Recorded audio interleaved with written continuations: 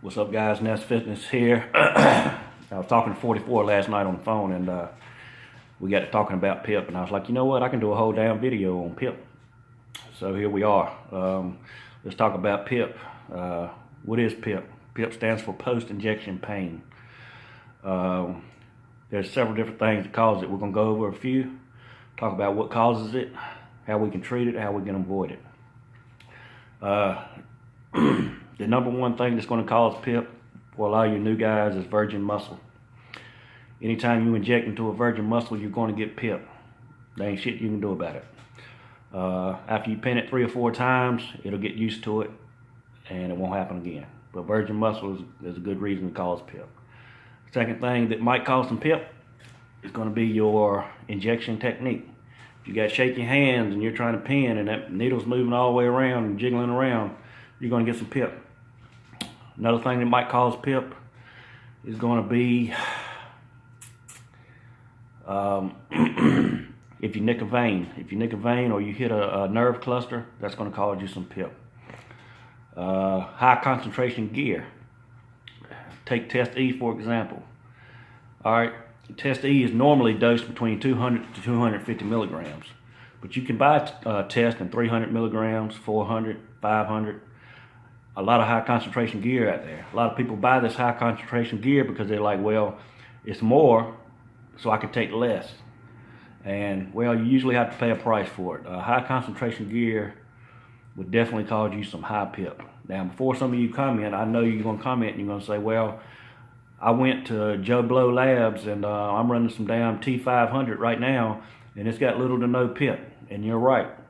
There's a lot of great brewers out there. There's a lot of smart guys out there that's got a lot of experience under their belt. And sometimes they can brew a nice concentration and have it high like that. And it'll hold suspension and it'll have little to no PIP. But the average lab, the higher the concentration you go, the more PIP you might get. Okay? I have a lot of guys come up to me and they say they're going to pin quads, for example. And they pin closer towards the hip area, up in that upper quadrant. But the PIP will be down the leg somewhere down in the middle. And they'll be like, I pinned up here, why is the PIP down here? Well, your gear's liquid. When you inject it, it may just stay right there. And then again, it may just trickle down. And it'll find a spot to settle down, and that's where it settles. And wherever it settles is where you're going to get your PIP. Now, I'm going to break it down to what's causing that PIP, all right? And see if you can follow me with this in case you don't.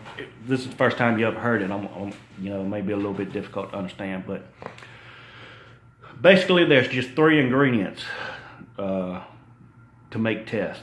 And you got your Test powder, which is your raws. You got a couple of solvents you're going to put in there, and you got your carrier oil. Your carrier oil might be cottonseed oil, it might be grapeseed oil, it can be all kinds of different things. But it's just an oil in order for you to suspend that powder in. The solvents help break it down and suspend it. So when it goes inside your muscle, your body recognizes, that cottonseed oil, that grapeseed oil is no different from vegetable oil or canola oil or anything else. Your body recognizes it as, some nutrients, some food. So what it's going to do is it's going to absorb that real quick. And when it absorbs that into the muscle and it'll take it into the bloodstream, you're left with the powder. The powder will unsuspend and it'll be there. A lot of this powder is crystallized. It's in a crystallized form, and I wish I had a picture I could show you, like under the microscope or something, so you can see the crystals in there. But I just put into your mind something like salt or sugar. Both are like crystals, right? Think about having a small pouch of crystals in between your muscle fibers, and every time your muscle is moving, it's grinding up against them crystals. Well, that right there is going to inflame the muscle tissue, and that's what's going to cause you some PIP.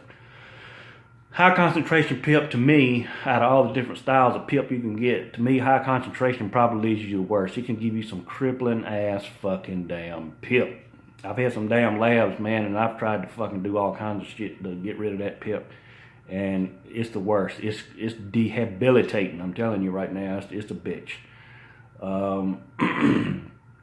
Is there anything you can do about it?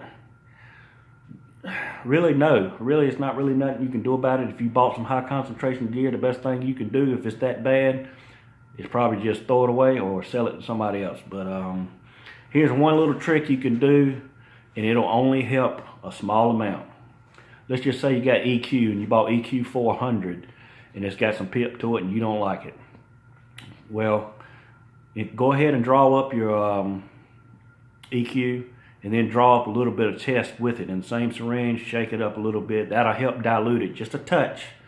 It's not going to be a miracle worker. It'll only ease it a little bit, but that may be all you need to tolerate it. You know, it just depends on you. Let's talk about PIP, what it looks like, what it feels like, how to diagnose it, because a lot of guys get real scared and they think that that they got an infection. So I'm going to tell you what the difference is, how you can check it out. If you got PIP, I want you to look. It may be a patch about this big, depending on what you inject and how much. But you might have a little patch. It may be reddish looking, and if you touch it, it's going to be hard, and it's going to be hot to the touch. You'll feel it. It'll be warm. It'll be hot. It'll be hard. It may or may not be red. Sometimes it's red, sometimes it don't have any coloration. But if it's hard to the touch and it's hot, then all that is run-of-the-mill PIP. Nothing to worry about. You got PIP. It's not infected. If it's infected and you go and you touch it, it's going to be soft and spongy. The reason it's soft and spongy is because there's pus right there. All right? You got infection building right there and there's pus. So if you feel it and it's soft and squishy, and especially if you got a fever running with it, you got an infection. So that's how you tell the difference between having PIP and infection. If you have an infection, you got to get on antibiotics right now. My advice to you is if you think you got the infection, it's soft and squishy, you're running a fever, if you got infection, go straight to the ER. Don't go to your regular doctor, go to the ER. Why? Because chances are they're going to have to lance it. And that means they're going to put a scalpel to it, cut a little hole, make a little incision, and they're going to squeeze the pus out of it. They're going to give you some antibiotics to run with it. Now, don't be a scared-ass pussy thinking that if you go to the ER and tell the doctor what you're doing, that they're going to run and tell the cops or some shit. There's a Doctor-Patient Confidentiality Act. They're not going to tell nobody. They may talk a little shit to you, but fuck them. Go up there and tell them what you did. Say, yo, man, I shot some tests up last week. This shit's soft and squishy. I think it might be infected. He's going to feel on it. He's going to feel the pus. He's going to make a determination on whether he needs to lance it and drain it.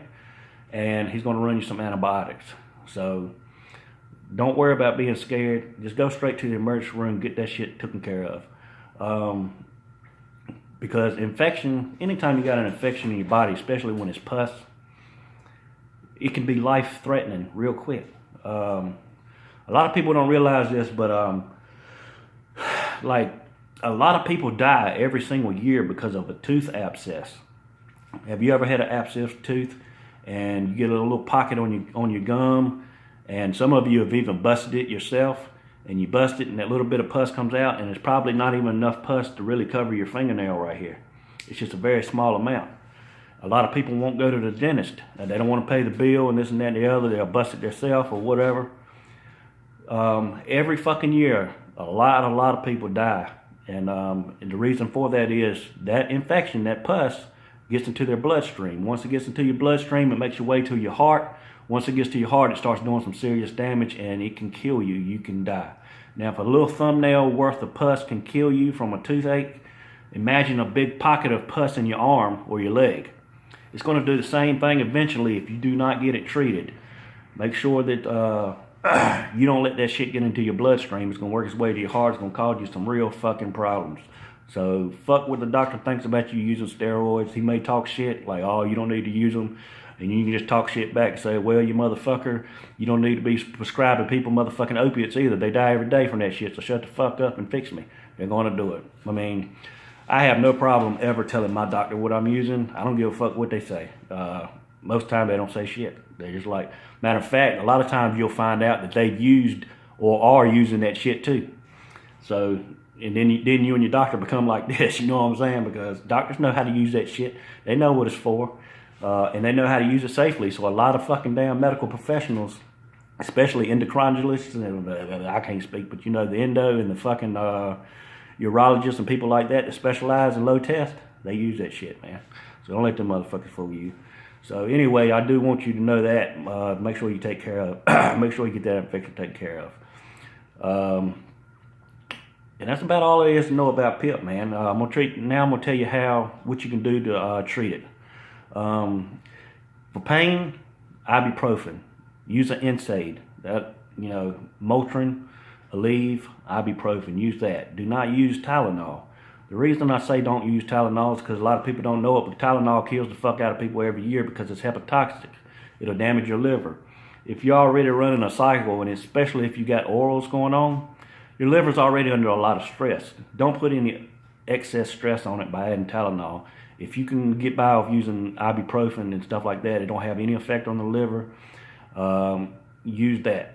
It'll be a whole lot better. You'll be a whole lot better off.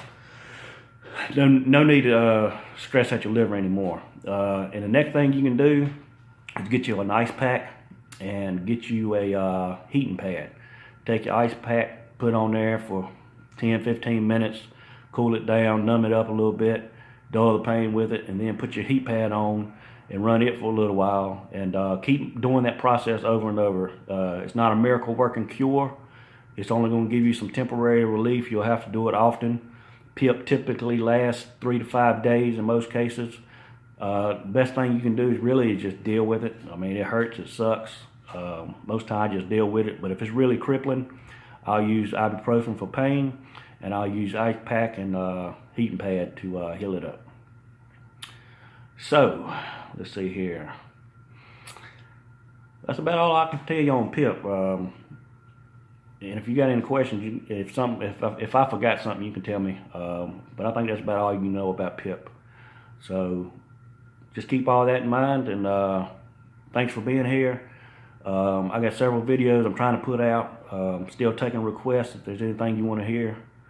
And we'll look forward to seeing you next time right here on The Nest, baby.